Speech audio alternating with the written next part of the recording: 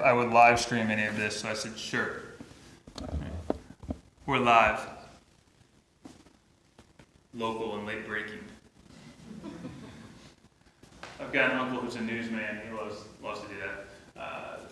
This stuff. So here, I'm going to YouTube right now as we speak because I can share this with the rest of the world. So we're talking about the 6 types of video projects. We're doing one right now, the one-take video. One of the things that I think a lot of teachers get hung up in, and Kevin kind of alluded to it this morning, is that idea that it has to be perfect. No, it doesn't have to be perfect. The one-take video is great for documenting the learning that's happening in your classroom right now. That observation. Who has an 8th grade field trip, right? You going on that field trip? Have the kids take out their phones, make a little video observation on what they learned while they're out, or their questions. Do a video, have them do a video about a question. Or at the end of the week, video blogging. Do a quick video blog about what did you learn in class this week? What questions do you have moving forward? So, we just got a thumbs up on the YouTube Live right there. So that's one side. Quick, simple, easy. So audio slideshows. You know how to make PowerPoint, you know how to make an audio slideshow, a video slideshow. And there's tons of tools for that. Who's used Animoto? Okay. Now, so Animoto, YouTube has a tool for this that's built in. Adobe Spark is really popular right now. All 3 of those, very simple.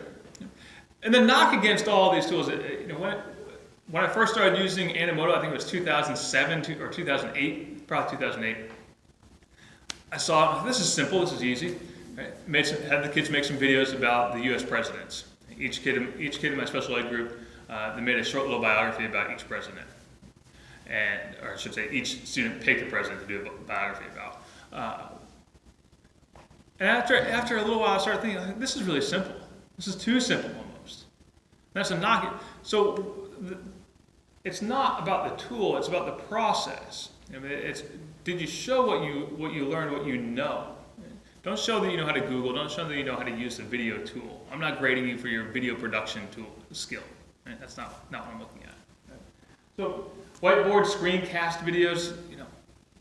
Who's watched one of my YouTube videos? And now you're seeing me live in person. Do I look like I sound? Do I sound like Ray Romano? Anyone else from Paramus? No? Okay. Anyone from New Jersey? No? I get that a lot. You sound like Ray Romano. Animated videos. Lots of tools for making animated video. Used to be a lot of drawing. Used to be the Walt Disney. You had to do a lot of drawing. I don't do that anymore. So it's simple. And then the documentary or feature film. All right, so here's my one-take video. This is one, I shot this video in Grand Prairie, Alberta. No, I'm sorry, Medicine Hat, Alberta. That's where I shot this. Back in 2010. Shot this video mostly because I was just here. I saw this thing running through the parking lot. I'm like, I need to get this. I've never been to Alberta before. Never been to I've been to Canada, but not that part of Canada before. And so I shot this video, which may or may not play. Oh, it helps if I plug in the sound. Sorry. And the sound is still not working on this machine.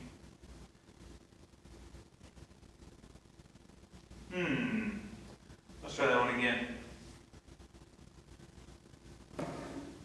Nope. Let's try that one. Let's try this button.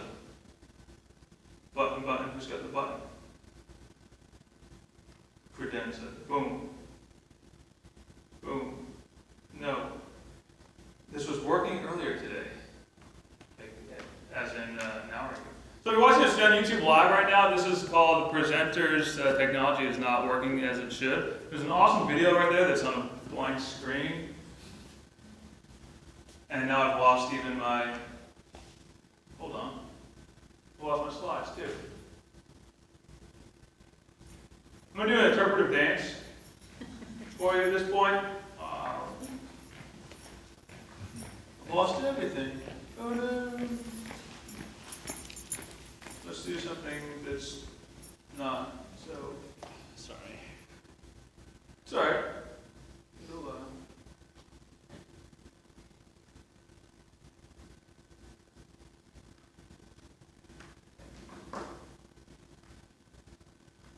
That's the sound that we lost.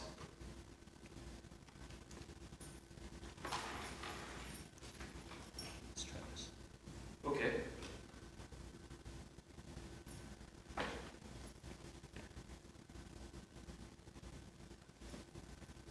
So I'm going to tell you a joke while he's fixing this. Pete and Repeat are in a boat, and Pete falls out. Who's left? Repeat. I got another one for you. Man goes to work. They can't tell us one in your classroom, though. But it's otherwise pretty innocuous. You modify for the classroom. So man goes to work at the Miller factory. When I taught my classroom, I used the Pepsi factory. Goes to work at the Miller factory. And, is it playing now? There should be sound of this. Come on. Oh, we got sound. Awesome. Now I don't have to hear the rest of my joke. It's all at lunchtime. And I think he's under here. Let's find out. Mr. Prairie Dog, are you under there? Hello, Prairie Dog. Is there a Prairie Dog under here? I don't want to stick my face down there. Alright, so what's happening in this video is I was just standing in the parking lot waiting for a shuttle bus to the conference, and I went running across the parking lot with a flip cam, one of my flip cams, with my friend Sylvia, who's from Argentina. And we went running across the parking lot. And she's like, put your face down there. I'm like, no. I don't know what this thing's going to do to me. Now, I just shot it because I thought it was fun. I put it on my classroom blog. And at that time I was in the class, I was still in the classroom full time. I was teaching 6 sections of U.S. history. And so I put it on my classroom blog, mostly just for fun. Hey, what's Mr. Byrne up to? And why isn't he in school? That got more comments than anything else on my blog that year. That one video. Because the kids were like, well, A, Mr. Byrne, why are you doing that? B, what is that thing? Because we don't have any in Maine that look like that. And the next thing I know, I'm getting comments from other teachers in Alberta on my blog correcting the fact that that's not a prairie dog. That's a Richardson ground squirrel. And we learned from that, take it the next step further, that in some schools and some communities in the 60s and 70s, they would get a bounty for collecting the tails of these things that are dead because they were such a plague. So all that, just from that little one-take video. Now, this next video, let's cue this one up, hopefully.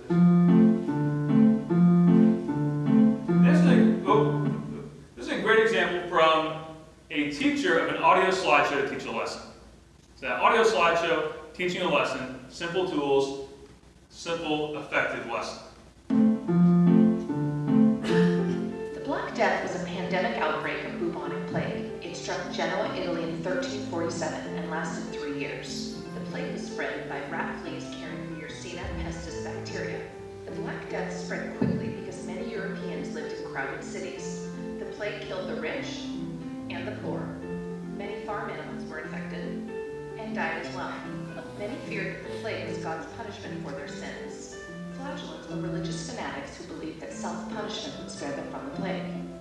Some infected were locked in their homes to keep the disease from spreading. Pope Clement VI used fire as protection from the plague.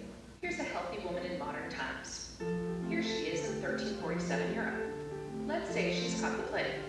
The plague causes high fever, painful swollen buboes, cell necrosis, vomiting of blood, delirium, coma, and death. Bloodletting probably did more to spread the plague than cure it. By the time it subsided in 1350, the Black Death killed approximately 1/3 of Europe's population.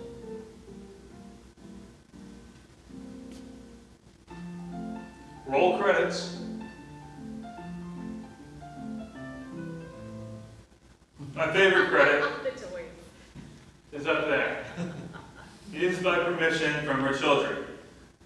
So, that lesson, now compare that little lesson to The Black Death in 90 Seconds on Khan Academy.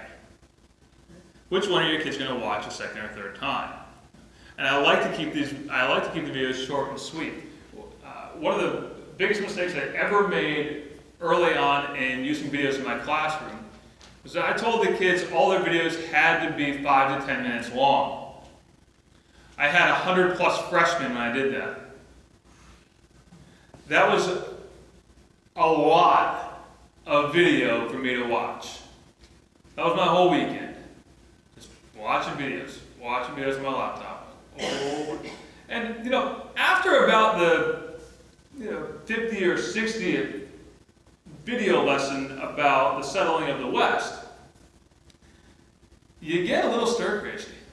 Just like when you've graded essays for 3 hours straight, and the next time you see the misuse of you lose your mind. Who's done that?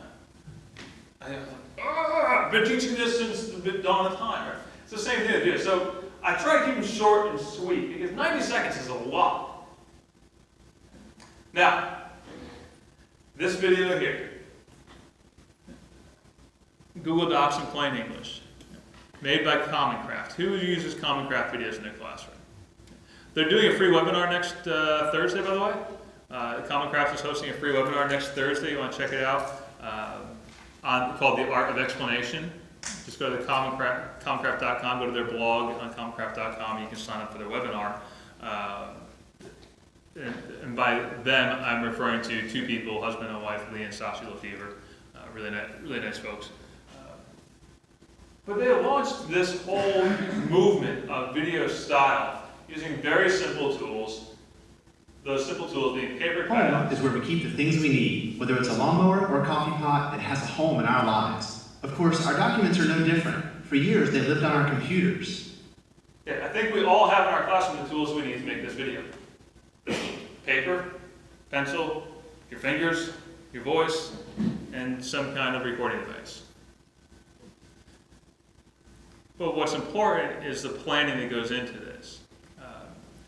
Lee has a book called The Art of Explanation. Excellent book I recommend reading. But it really goes through the process of how do you put this good explanation together, because there are many steps to it besides what you see on the end screen. And that's the point that I try to make to kids all the time when they say to me, "Oh, Mr. Byrne, I can put together a 1 minute video really quickly."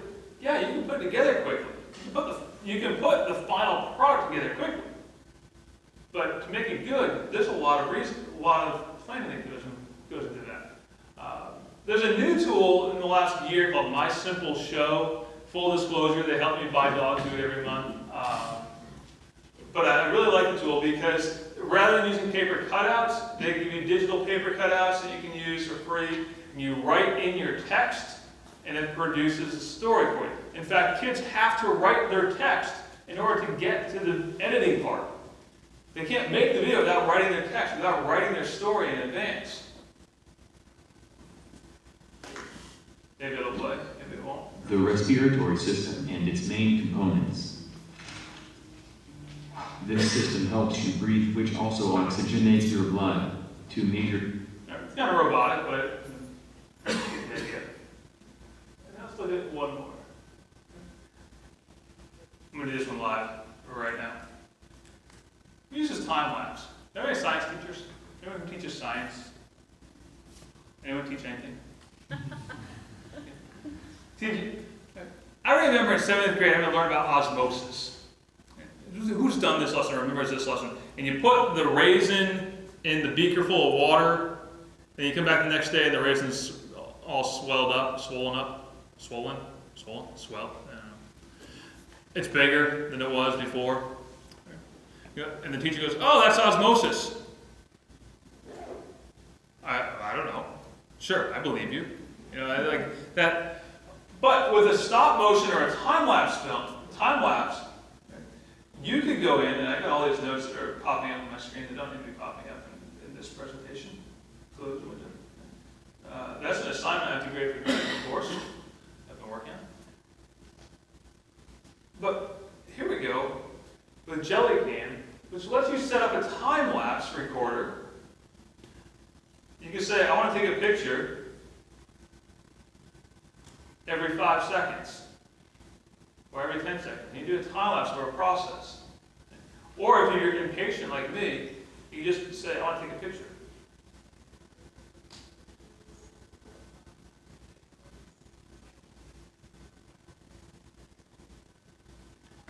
So, now play it back. Oh, all right, good. Make it faster. All right, so we play it all back. All right, if we like it, yeah, good. Let's add some soundtrack to it. Let's upload some music. Put a little soundtrack to the background of this. You know, we create a title screen for it. You can upload your own pictures. So let's say your students have gone out and taken a whole bunch of pictures on a field trip. Or they took a whole bunch of pictures of the process of a science lab. Because you've got the tool for documenting this. Oh, there we go. Have them go out and take those pictures of that process, submit them all to one file, one folder. Who's a Google Drive user? Right, I love the Google Drive. Who uses Dropbox or Box or OneNote? Whatever shared file system you want to use, have them all put them all into one folder. Then, boom, document the whole process in a time lapse. Put them all, upload them all here into this one folder, play it all back. I'm not going to save that one. No one needs to see that. Except for those people on YouTube. We just watched that happen. By the way, Mike, if you're watching this live, I'm working on your paper. Working on that grade, right now. Right, so I have to keep stuff open in the background to remind me that I need to grade. So we'll take a look at 2 other quick samples. Now this one here, I'll play part of it for you, and I'll play you a more upbeat one. This is what I would categorize as a documentary style video. It uses a mix of still shots and live video action. It tends to be a little bit longer than your typical classroom project. This one is called My Name is Michael. It came from Next Vista for Learning. It's been viewed at least 13,000 times online and far more offline because I've been sharing it in lots of places. I know Kevin has shared it in places. Rustin Hurley uses it quite a bit.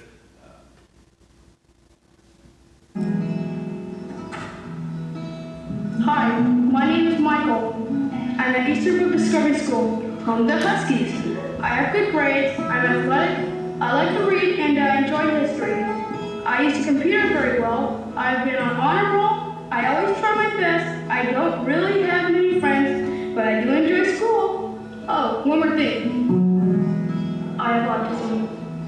What is autism? Autism is a genetic disorder that controls a person's social interactions, communication, and repetitive behavior. Autism can affect a human's brain, creating a feeling of depression, anxiety, and anger. So what does this mean? Well, it means I have difficulty in almost all social situations.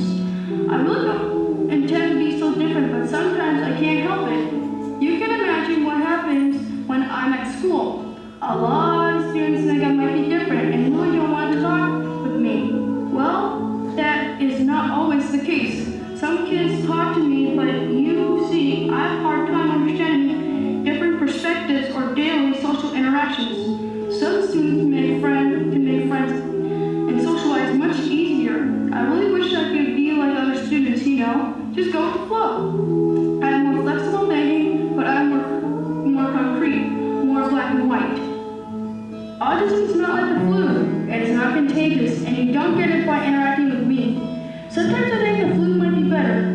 After a few days of resting in bed, you can feel normal again. Unlike the flu, I will always have autism, which means it is hard to feel normal when everyone looks at me different. I try to fit in. I try to be cool. So it's frustrating when kids look at me different. I have good and bad days. This is the hard part. Not every day is good, and I'm trying to be more positive about things. Sometimes when I ask to be included at the lunch table, students say no, which makes me feel very disappointed. Hey, look, my device is next to both of you? No.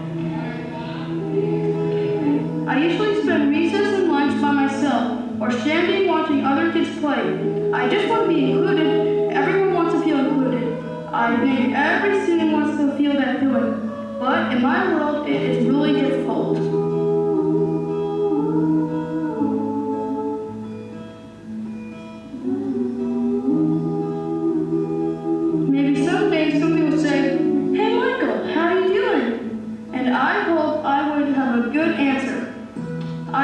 could say, my day's going great, thanks for asking. That's why I wish I had more friends. Someone to talk with at school, during break or lunch. Well, let's be honest, I really just want to have one friend. Someone I could call a friend, and they would say, that's Michael, and he's my friend. That has yet to happen, and that will be a very special day.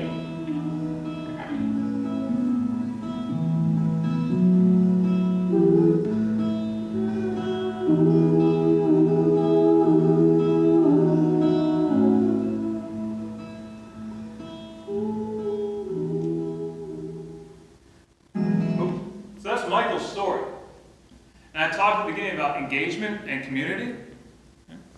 How many students would have read that story or seen that story if it wasn't a video format?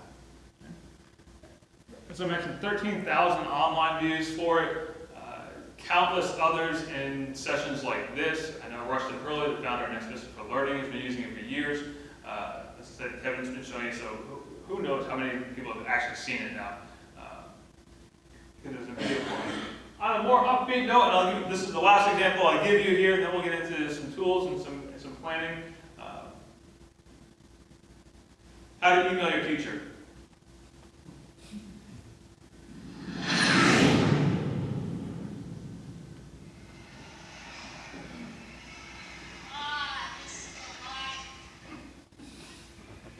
Somebody's emailing their teacher and they need my help. Hello, student. Are you sending your teacher an email? Yeah, somewhat. There is a proper way to communicate with your teacher. When emailing your teacher, remember to put a topic on the subject line, add a rating, and have a body that includes proper grammar and spelling. Oops. Your email should end with the closing and your name. Remember to never use the word love as a closing when writing to a teacher because she is not your relative and that would be weird. Thanks, Dr. Communicator. Anytime, student.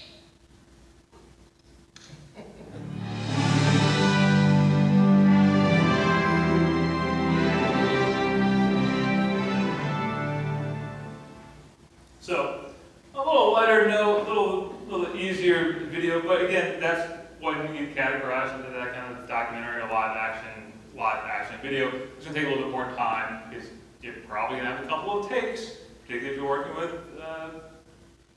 pretty much any student. Because at elementary school and middle school level, you're going to get some goofy reactions. At the high school level, you're going to get a perfectionist student who says, oh, I messed up, I need to do it again. So that live action is going to take you a little bit longer to do. So let's look at the process, or the process. Anyone Canadian? Process. Tomato. Let's look at the process. I spend a lot of time with students on the outlining.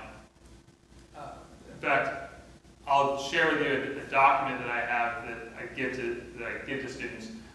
They spend a lot of time outlining because otherwise we end up with a lot of wasted time in the same manner that the first time you used PowerPoint and you discovered you could put in flaming animations, you lost 20 minutes of your life, right, or longer.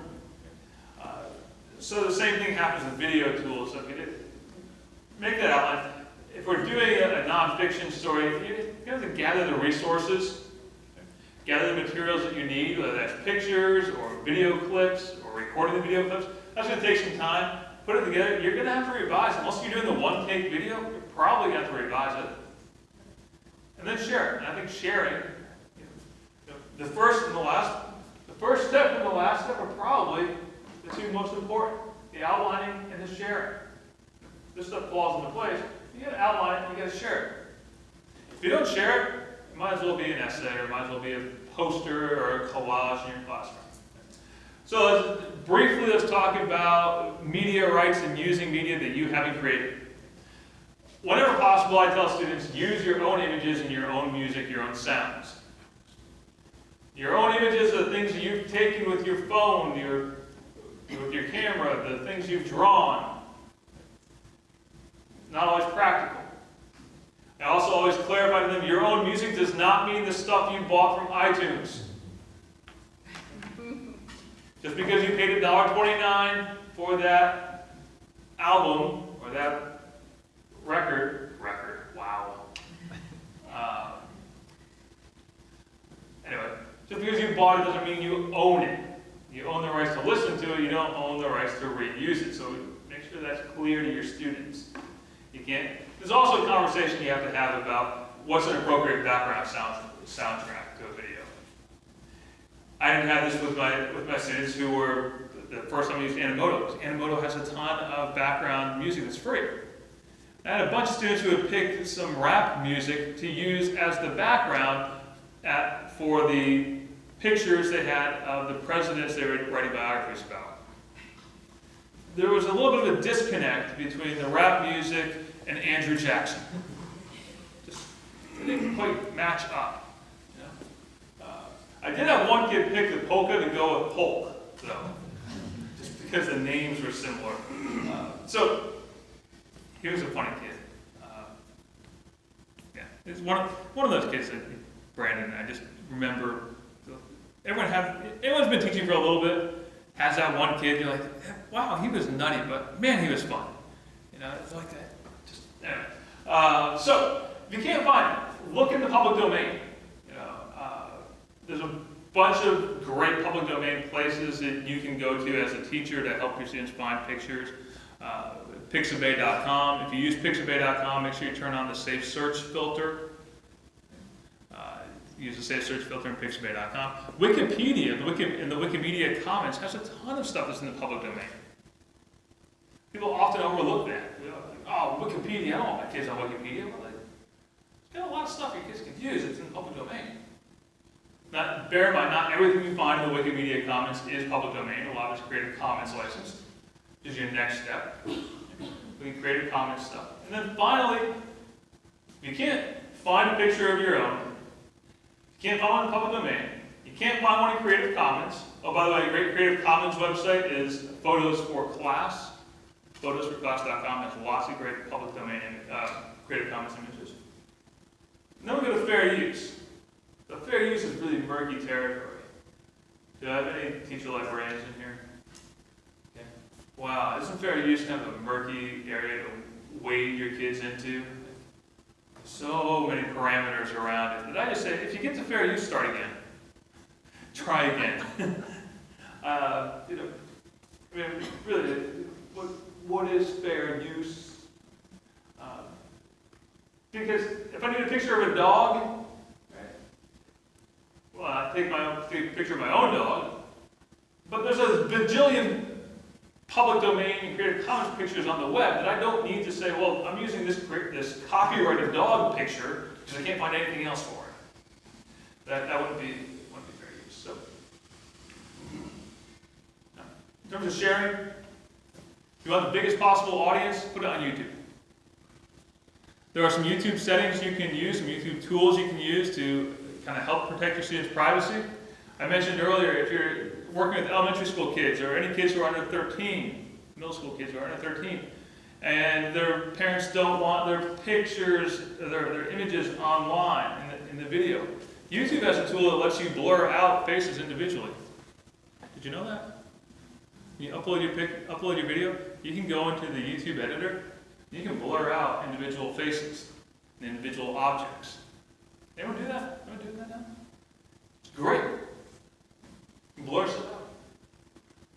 Interesting things happen when you put your video on YouTube. You never know what's going to get watched. Your school might go viral with your video. Who's watched one of those viral school videos? What was popular a couple of years ago? The Canadian singer. Call me maybe. What's her name? Carly Rae Jepsen. Thank you. Blanking on it.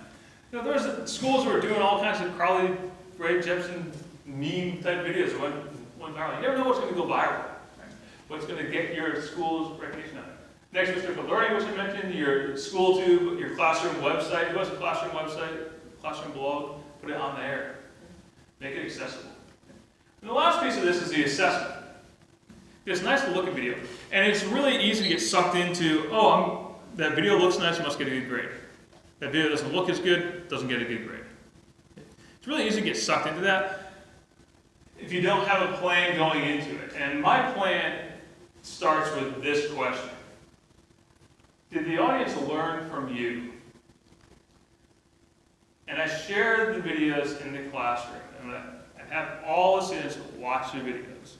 And I had scraps of paper, literal scraps of paper from the recycling bin. I want you to write down one thing you learned while watching this video. This all was anonymous. One thing you learned while watching this video.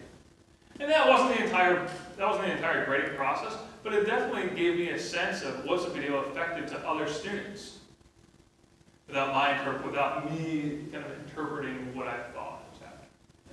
Was it accurate? Was there a good storyline? The audience engagement. All right, so here's a link. If you go to that page, I have an outline for a full day workshop on making videos. We will do the Reader's Digest of it in the next 15 to 20 minutes. So if you go to bit.ly/petvideo15. By the way, anyone here on YouTube Live still, 31 minutes later? There are people still watching. Hello, Internet. Oh, Ryan just asked, see, this is the beauty of doing these things live. So, Ryan, I don't know where you're from, but anything like Jellycam for Chromebooks is what he was asking. There is. It's not coming to the top of my head right now, but I'll put it in a blog post tonight. Don't worry. And it's Noah who asked me last night on Twitter, will I live stream any of this? Yes, I am. So there it is.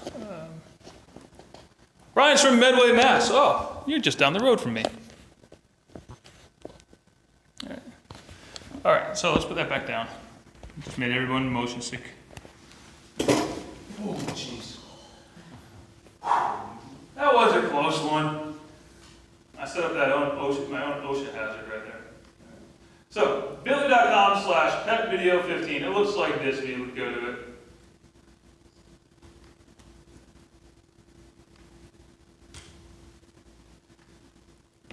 Kind of looks like this.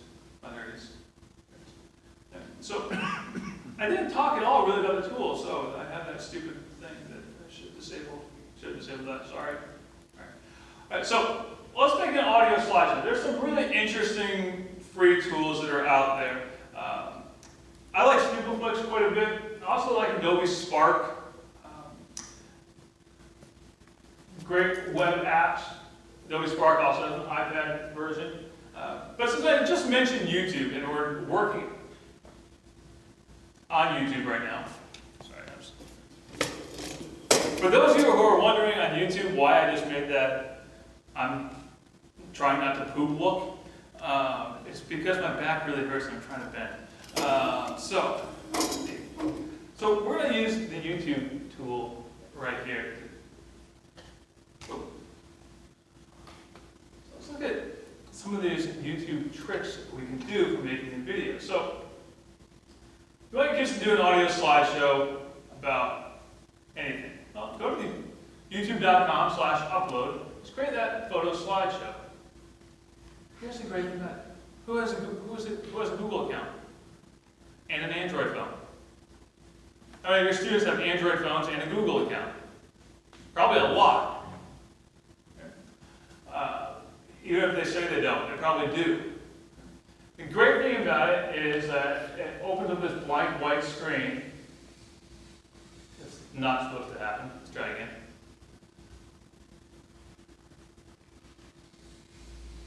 But the point being that it will pull in all their pictures they've already taken. They already have a ton of pictures. They already have a ton of stuff ready to go. Let's try this one more time. Great. There we go. We can pick from any of my albums here. I have so many pictures. So many pictures here, all synced up from my phone going back to, gosh, how far? 2000, I don't know when. Filming a Shoeless Joe in that house with that ex-girlfriend, so that was 2009. going back that far. All right. So I got all kinds of pictures in here. There's probably a picture that I can use. Right? If I don't, go and upload some more pictures. Let's upload a few more pictures. Now, what's our story going to be? Pick a topic. What's the topic to teach? Spanish. Okay, but what about teaching Spanish? Spanish is very broad. Yeah, so we're doing photos or videos? Well, so we're going to make an audio slideshow for your Spanish classroom. We're going to do a video project. We're going to do a simple video for your Spanish classroom. What's a lesson you would typically teach? Maybe do an introduction to Dia de los Muertos, Day of the Dead. Okay, so we'll do our Day of the Dead.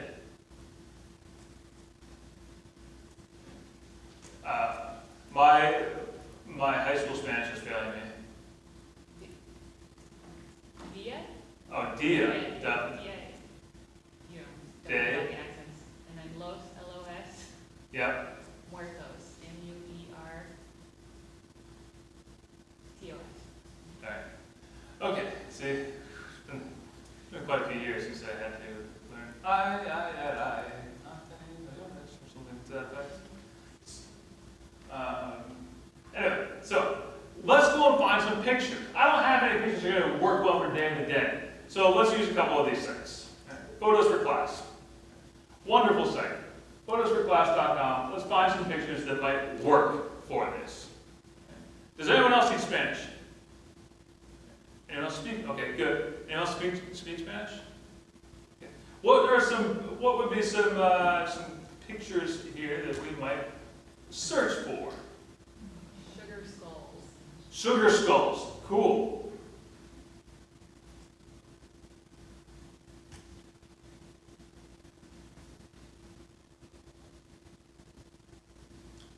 I'm testing the bandwidth of this network.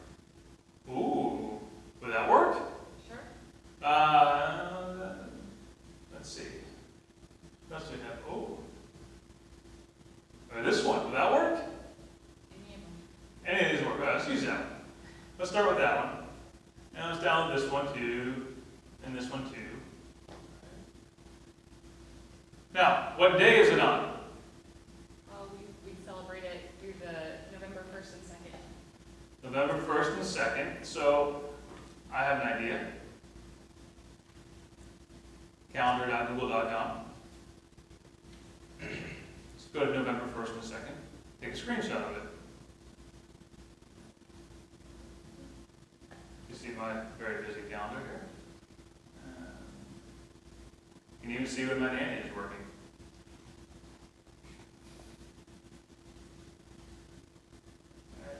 November 1st and 2nd. So, let's do this. Now, I'm not saying you do it this way, I'm just getting a calendar. And let's take a screenshot of it and use that. So,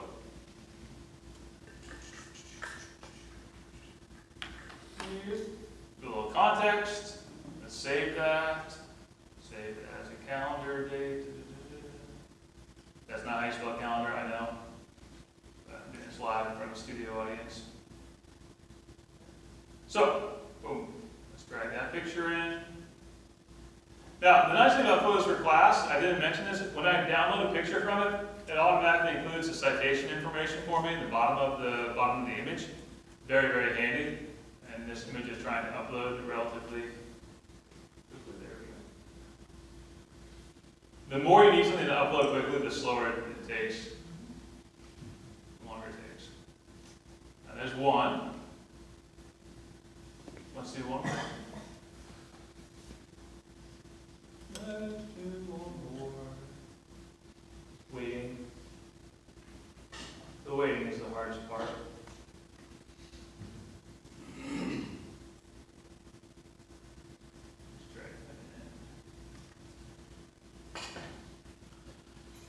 Alright, so there's two, and let's add one more.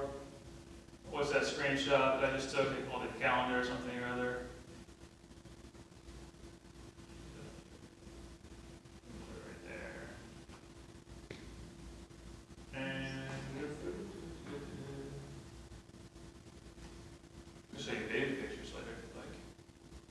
All right, so this will be a very abbreviated one because of the time. Well, let's say go on next. Now, let's pick some music for it. Let's make each one play for 10 seconds. Let's pick some music for it. What would be some scary music or some, maybe not scary music?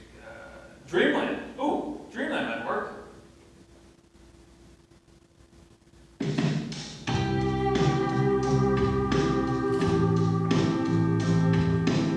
Alright, that kind of works for now. We'll call it good. Now, if you recorded audio, you could have uploaded it.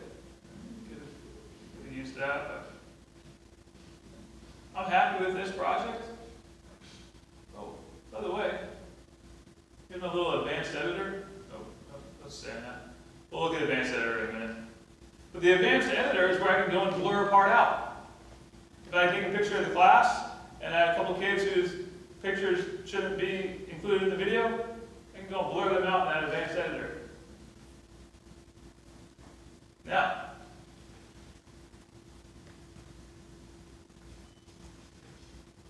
so, make that unlisted. I made that video unlisted so it doesn't get discovered in Google or YouTube searches, but I can still share it with anyone by just giving them the link. And say, go to this link and you can watch it, or I can embed it in my classroom blog or my school website and they can watch it. As opposed to if I make it private, I then have to invite everyone by email to watch the video, which limits its potential reach. So you can make it unlisted, make it public. I always turn off comments on any YouTube video that I post, because I've yet to see a YouTube comment that's worthwhile. Just haven't found one. It's like trying to read the notes on the wall in a bathroom in a bar. Like, you ever find a note that's good in there? No, it's kind of like the YouTube comments too. So we can put that in there. We can process it, and away it goes. It'll be done. Now, that whole process took like 7 minutes to make that very simple video. But if you were my teacher, what would you now be asking me? Do you know anything about the Day of the Dead? No, still don't know anything about the Day of the Dead. I don't. Still know, I probably should remember from high school, but I don't. So there's a whole bunch of things that you need to evaluate me on. Did I actually show that I know anything? No, I didn't. I showed that I know how to put stuff into slides on YouTube. So that's why I have to get back to that outline. I'm going to make my students write that outline of what's going into their video, which images they're going to use. We can go back in this editor here, and we can overlay text on top of the images so they can give further explanations. And now it's done. So now my video is live.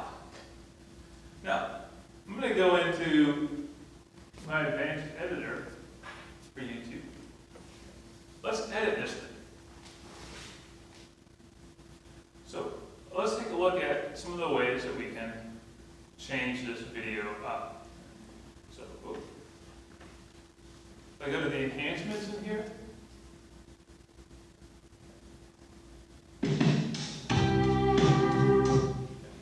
alright, I can trim out parts of it if I so desire. But I can also go in my blurring effects. Let's do a custom blurring. I can just say, I want to custom blur that portion of it. And I lock that through the entire video. Will that work on moving objects? So a moving objects is a little bit different. Let me show you one with a moving object. I'm glad you asked. I'm going to do one with my dog, who is Wiggly. So, here's one with my dog. We'll call it Max Tries On Boots. So my dog that passed away just a couple weeks ago, when he was younger, I tried making him wear boots in the winter. It was a colossal disaster, as you'll see in this video. So, Max tries on boots.